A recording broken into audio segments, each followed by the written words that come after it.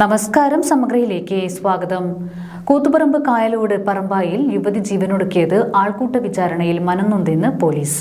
സംഭവവുമായി ബന്ധപ്പെട്ട് അറസ്റ്റിലായ 3 പേരെ റിമാൻഡ് ചെയ്തു.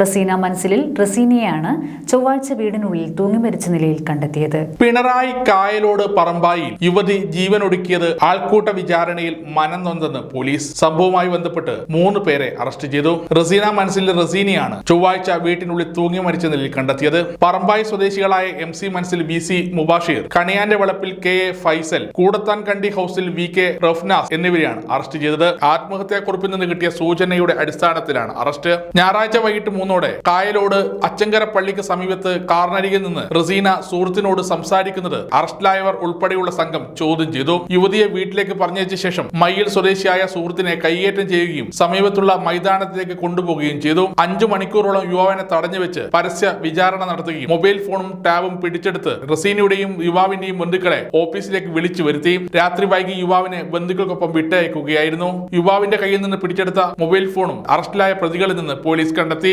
Thalassery judicial first class magistrate കോടതി പ്രതികളെ റിമാൻഡ് ചെയ്തു. സമഗ്ര ന്യൂസ്, കൂത്തുപറമ്പ്.